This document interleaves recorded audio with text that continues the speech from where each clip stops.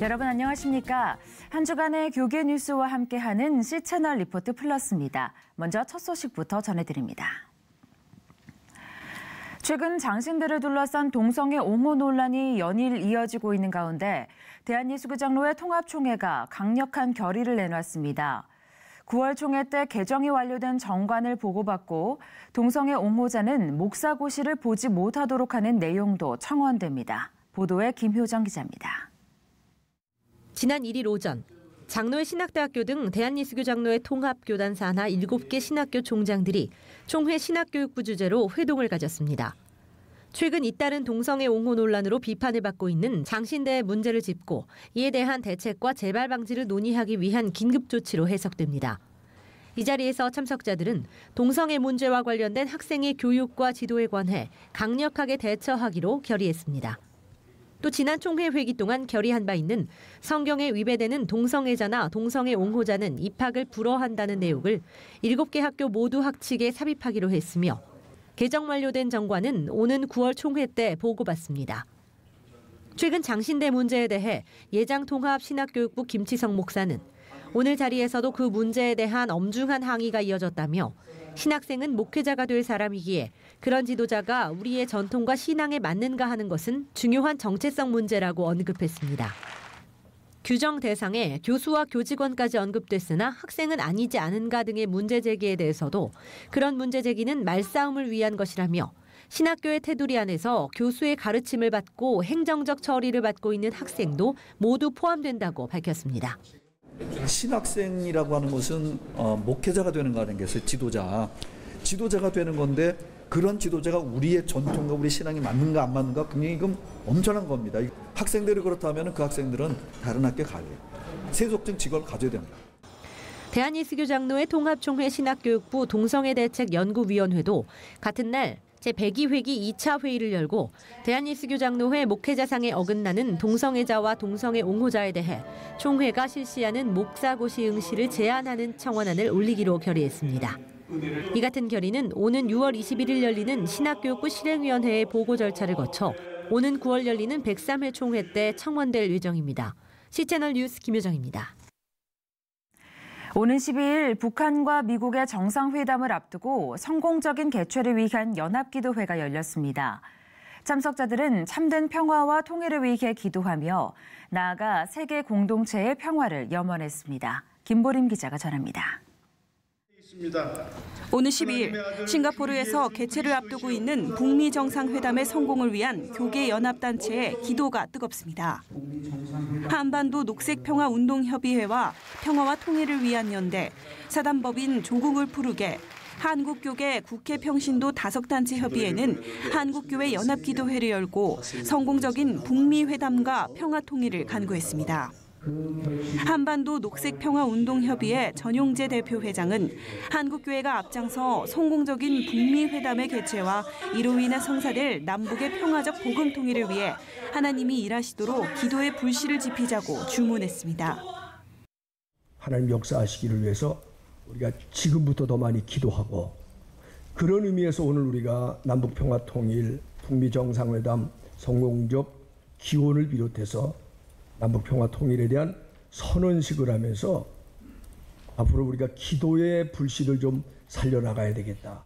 이날 기도회와 함께 진행된 비전 선포식에서는 지난 2015년 추진됐다가 악화된 남북관계로 중단된 통일화합 나무 심기 운동을 오는 10월 다시 재개한다는 계획을 밝혔습니다. 북한의 산을 푸르게 가꾸기 위해서 남과 북, 해외 동포가 다 같이 참여하는 통일화합 나무 심기 운동의 시작을 선포합니다. 협의회는 나무 심기를 통해 남북 교류의 실제적 마중물 역할을 기대하며 나아가 민족의 화해와 평화적 복음 통일을 간구한다고 덧붙였습니다. 한편 이날 기도회 및 선포식에는 박종화 목사와 전계연 목사, 소강성 목사, 이홍정 목사 등 많은 교계 지도자들이 참석해 평화 통일을 넘어 세계 평화를 간구하는 기도에 힘썼습니다. C채널 뉴스 김보림입니다.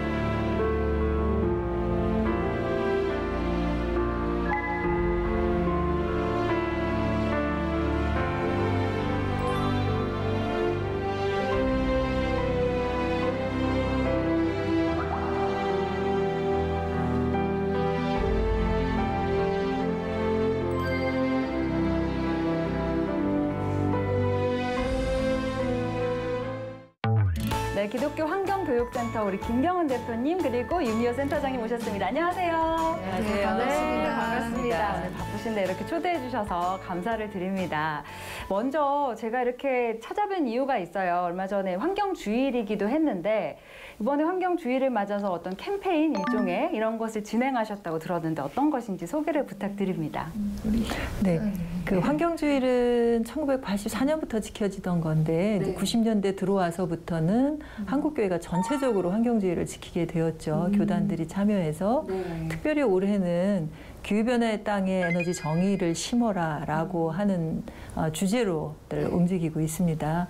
이번 주간에 한국교회가 연합 예배도 드리고 또 환경주일 자료나 포스터들을 나누는 일들을 했는데요. 우리가 에너지를 통해서 우리의 삶이 많이 훼손되고 건강도 저렇게 훼손되는 일들이 있는데 에너지를 절약하고 또 효율을 향상시키고 직접 하나님이 주신 거저 주시는 햇빛을 통해서 에너지를 생산하는 일들을 함으로써 하나님이 만드신 이 참 좋은 세상을 다시금 회복하는 일들을 하자고 하는 건데요.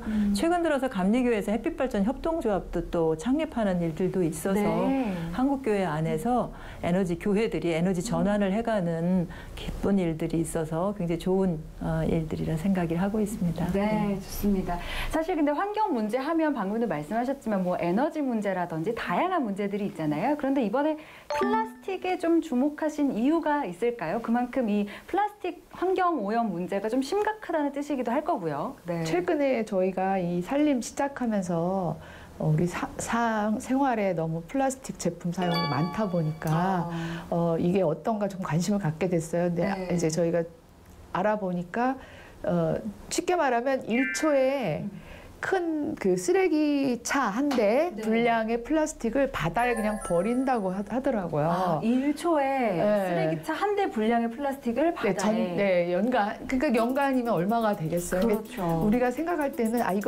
이거를 재활용하면 다시 재활용이 되겠거니 하고 그냥 이렇게 그냥 저희는 믿고 있었는데 지금 그렇지 않다는 것을 알게 됐고 또 쓰다 보니까 편리성 때문에 플라스틱을 이제 가볍고 또 이렇게 깨지지 않고 그렇죠. 그러다 보니까 많이 쓰게 됐잖아요. 흔하게 접할 수 있고. 예, 그러다 보니까 이게 어떤 영향을 미치는지를 이제 저희가 관심을 가질수록 이게 갈수록 큰일이라는 것을 알게 됐어요. 그 바다의 물고기라든가 그 이 플라스틱 제품을 삼켜서 죽거나 또는 이게 이제 잘잘하게 그 환경 호르몬이 다 우리 그 나중에 우리에게로 다시 돌아오는 미세 플라스틱으로? 미세 플라스틱으로 돌아온다는 얘기도 있었고 그러던 중에 또 얼마 전에 그 저희가 플라스틱 대란이 있었잖아요. 네, 맞습니다. 근데 네. 중국으로 그야말로 쓰레기를 다 그냥 보내는 거였더라고요. 그래서 또 굉장히 놀라기도 했고 어떻게 하나님이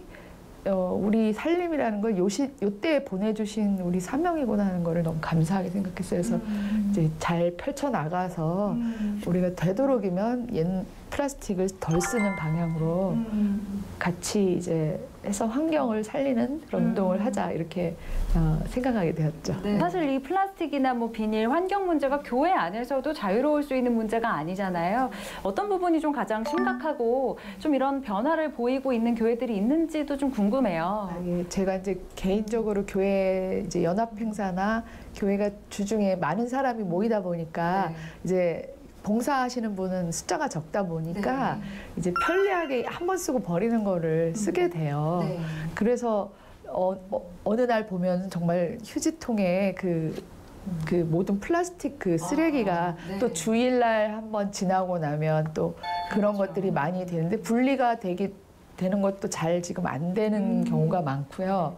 또 이제 그 안에 음식물이 그대로 있어서 또 그런 경우도 많고요. 교회라는 데가 여러 사람이 모이는 곳인데 우리가 조금 더 신경을 쓰면 그런 부분에서 많이 고칠 수 있을 것 같은 생각이 들어요. 교회마다 카페 운영하는 곳이 많은데요. 그 이제 날이 더워지고 있는데 그 시원한 음료들은 대부분 플라스틱 일회용 컵에 사용을 해요. 네, 사실 저는 오늘도 마셨습니다. 네, 그러셨죠. 그러니까 이 부분을 이제 고치는 부분에 대해서 고민들을 많이 하는데 이렇게 유리잔에다가 마실 수 있는 그리고 이제 씻는 부분이 어렵다 그러면 본인들이 자기 컵으로 활용할 수 있으면 좋고요. 또 이 캠페인 하면서 몇몇 교회, 조금 큰 교회들을 만나보니까 교회들이 분리수거가 말씀하신 것처럼 제대로 안 되고 있고 그냥 하나로 묶어서 그냥 다 내면 용역 업체에서 와서 다 선별 따로 해서 내보내게 되는데 우리가 일상에서 사용하는 것을 즐겁게 한다면 사용하는 물건도 고민을 해야 되겠죠. 어떤 걸 쓸 거냐 고민도 해야 되겠지만 배출할 때 깨끗이 배출하되 분리를 정확하게 해서 그래야만 재활용이 잘 되거든요. 그래서 그런 생활화도 습관도 교회가 그렇다면 우리가 이 문제를 어떻게 좀 해결해 나갈 수 있을지도 궁금합니다. 그러니까 플라스틱 프리 얘기를 하면 너무 불편해 얘기하시는 분이 있어요. 그러니까 우선은 장바구니 하나씩은 꼭 들고 다니면 텀블러랑 장바구니를 꼭 들고 다니면 좋겠다는 생각이 들고요.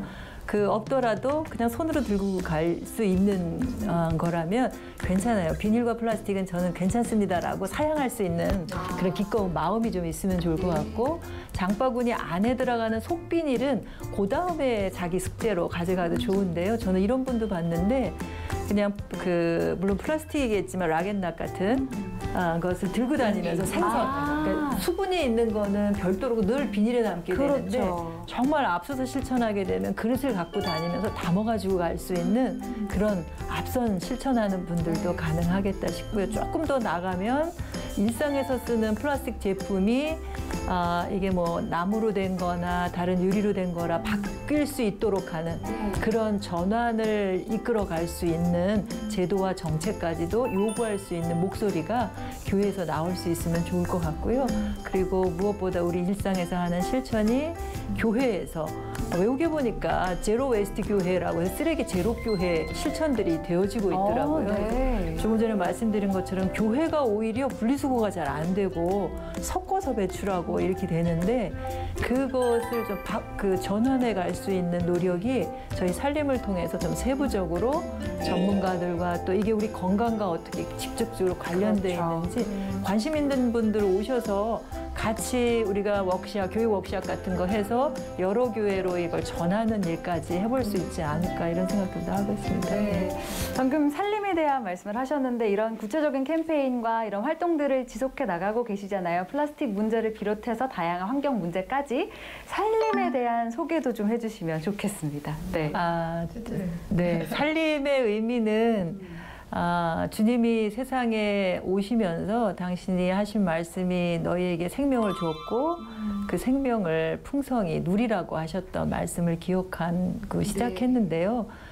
도둑은 오는 게 도둑질하러 왔다고 하는데 우리가 사실 세상에 와서 우리에게 주어진 것 이상으로 쓰다 보니까 그리고 많은 것을 버리다 보니까 내 것 이상으로 또 이웃이 누릴 것, 자녀들이 누릴 것, 또 자연의 목도 있는데 다 그 몫을 우리가 다 훔쳐서 생활했다라는 생각이 들어요. 그래서 지금 이 지구 위기가 이렇게 심각한 건데 모두가 골고루 풍성히 누릴 수 있게 하기 위해서 에너지에 있어서 먹을거리에 있어서 소비 생활에 있어서 물에 있어서 뭐 우리 의식주 전반에 있어서 그런 좀 깨어있는 그리스도인으로서 살아갈 수 있게끔 하기 위한 교육 워크샵 같은 것들을 생각하고요. 또 아프고 깨어진 부분들을 가지고 충격을 주는 것만이 아니라 하나님이 처음 지으셨던 그 에덴 동산에서의 그 아름다웠던 참 좋다 하셨던 그 감탄을 우리도 일상에서 서로를 바라보면서 자연을 바라보면서 참 좋다라고 하는 이야기를 하면서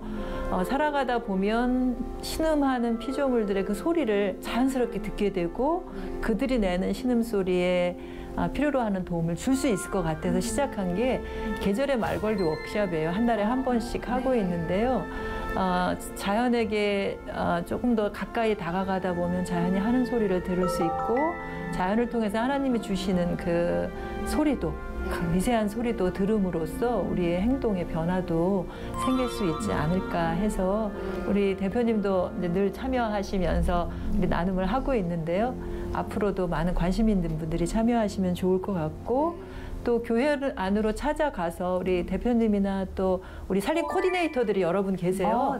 직접 가서 교육하는 일도 살림 학교, 살림 아카데미를 열어서 하는 것도 있고 또 특히 여성들이 더 그럴 텐데 교회 안에서 생명을 살리거나 여러 가지 하시는 일들은 헌신 봉사들을 많이 하시는데 때로는 혼자일 때가 많은 것 같아요. 그래서 서로가 서로를 지지해주고 하나로 이렇게 엮여서 큰 힘을 발휘할 수 있게끔 하기 위해서 한 사람 한 사람을 살림 씨앗이라 얘기해서 최소한 300 살림 씨앗만 확실히 모이면 이 지구 위기를 우리가 크게 뛰어넘을 수 있지 않을까라는, 하나님이 그렇게 하실 수 있도록 해주시지 않을까 싶어서 바라기는 300 살림 씨앗 네트워크를 장기적으로는 또 목표로 하는 그런 꿈도 좀 갖고 있습니다. 마지막으로 이 환경 문제와 관련해서 큰 틀에서 기독교인들에게, 우리 교인들에게 하시고 싶은 말씀이 있으시다면 한 말씀씩 부탁드립니다. 우리 믿는 사람들은 항상 좀 영적으로 예민해야 된다고 저는 생각을 해요. 환경 앞으로 복음 전도나 우리 선교나 이런 데 있어서 환경이 굉장히 중요하다. 우리 앞으로 다음 세대들도 환경에 관심이 많고 교회도 그런 쪽으로도 시선을 더 돌려서 자연 속에서 우리가 할 수 있는 어떤 선교, 환경 선교 그런 것에 더 관심을 많이 목회자들과 또 교회 중심 리더들이 갖고 함께 나아가는 그런 정책들을 펼쳤으면 합니다. 혼자 힘으로도 물론 뭐 자그마한 변화를 일으킬 수 있겠지만 힘을 다 합하면 또 하나님께서 그 일을 원하시는 일이면 저는 얼마든지 큰 변화를 이뤄낼 수 있다고 생각하면 너무 크게 벌렸는지 모르겠는데요. 네, 그런 희망을 갖고 있습니다. 네. 제가 뭐 길면 길고 짧으면 짧은 기간 동안 환경운동이란 걸, 기독교 환경운동이란 걸 하면서 하나의 답이다라고 생각한 부분이 뭐냐면, 하나님이 주신, 그러니까 우리에게 넉넉히 풍성히 주셨는데 그게 어느 선이 있다는 거를 느꼈어요. 그러니까 우리에게 허락된 양이 있다고 하는 것, 내가 필요로 한 부분은 필요만큼 써야 하는데 에너지도 먹을거리도 물도 자원도 너무 넘치게, 너무 과하게 탐욕스럽게 썼기 때문에 지금의 위기가 온 것 같아요. 그래서 우리의 필요를 아는 것이 굉장히 중요한데, 그런 면에 있어서 우리 대표님 말씀하신 것처럼 영적으로 깨어있지 않으면 내 필요를 다른 이들과 더불어서 모두의 필요를 채워주면서 살아갈 수 있는, 모두가 풍성히 누릴 수 있는 게 불가능하다라는 생각이 들어서 창조주 하나님 앞에서 늘 깨어서 살아갈 수 있도록 하는 일들이 필요로 하겠다라는 생각이 듭니다. 네. 저는 오늘 인터뷰를 하면서 이렇게 환경 문제에 관심을 갖고 이런 것에 힘을 쓰는 것 또한 영적으로 성숙한 우리 그리스도인들이 먼저 할 수 있는 과제구나라는 생각을 많이 했습니다. 저희도 앞으로 이 문제에 더 관심을 갖고 더 적극적으로 참여하도록 하겠습니다. 오늘 두 분 인터뷰 감사합니다. 고맙습니다. 이어서 한 주간의 간추린 기독교 신간 소식 전해드립니다. 왕따 문제가 전 세계적으로 유행처럼 번지고 있는 시대, 전 세계에 희망을 전하는 복음 전도자 닉 보이치치가 자신의 경험을 토대로 괴롭힘을 당하고 있는 10대와 그 부모들을 위한 책을 출간했습니다. 팔다리가 없다 보니 언제나 못된 친구들의 표적이 되었던 닉 보이치치는 크게 3부에 걸쳐 이 괴롭힘의 문제를 극복하는 방법을 들려주는데요. 특히 내면의 힘을 길러 모든 종류의 괴롭힘을 이길 수 있도록 돕는 괴롭힘 방어 시스템을 소개하고 있습니다. 우리에게는 아버지의 학교의 창설자로 잘 알려져 있는 가정사역자 도우미 저자가 가정의 중요성을 책으로 엮었습니다. 가정에 대한 풍성한 언어와 뜻을 담고 있는 창세기를 바탕으로 가족의 문제를 풀어야 하나님이 지으신 창조 세상의 문제도 풀 수 있다고 이야기하는데요. 창세기 속 단어 하나하나의 뜻을 살펴보며 하나님이 우리에게 진정으로 원하시는 가족의 모습이 무엇인지, 가족된 우리는 무엇을 지키며 살아가야 하는지에 대해 들려줍니다. 가정, 교회, 직장, 어디에서든 총 25주 동안 통독을 할 수 있도록 독자들을 돕는 25주 성경을 꿰뚫어라입니다. 중앙성결교회 한기채 목사와 하남중앙교회 김찬옥 목사가 힘을 모아 각 성경마다 하나님의 사랑이 어떤 관점과 방식으로 기술되어 있는지를 알기 쉽게 설명하면서 하나님의 구속 사랑이라는 큰 맥락을 짚어주고 있는데요. 하루 30분, 매주 45장으로 1년 만에 2번 성경을 재미있게 읽어내려갈 수 있는 프로그램을 구성해 개인적으로 혹은 소그룹에서 활용할 수 있도록 돕고 있습니다.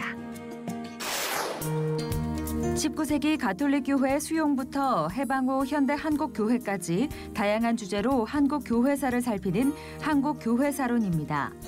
전 백석대학교, 연세대학교 신과대학, 연합신학대학원 교수였던 최재건 저자가 국내외 풍부한 사료들을 기반으로 엮어낸 책인데요.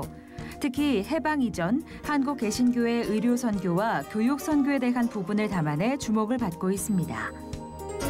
조금 특징이라고 할까 그런 거는 저는 이제 내한 선교사들에 관심이 많았으니까 우리나라에 왔던 선교사들이 많은 남긴 글들 그것이 미국의 장로교 문헌보관소, 감리교 문헌보관소 그리고 각 대학의 아카이브스 이런 등지에 흩어져 있어서 이제 그런 것을 주로 프라이머리 소스 원자료로 삼고 그것을 이제 국내에서 좀 활용할 수 있도록 전혀 별로 활용되고 있지 않기 때문에 주로 그런 것을 사용해서 한국의 교회사 연구하는 데 조금 도움되도록 합니다. 조선 후기 가톨릭교회, 초기 한국개신교회 의료선교, 일제하의 한국교회, 해방 후 한국교회 등 크게 7부로 구성되어 있습니다. 북미 정상회담과 지방선거 등 중요한 일정들을 앞두고 있습니다. 한반도 평화가 실현되고 올바른 판단을 하는 지도자가 선출되도록 기도로 준비했으면 좋겠습니다. 오늘 순서는 여기까지입니다. 시청해주신 여러분 고맙습니다.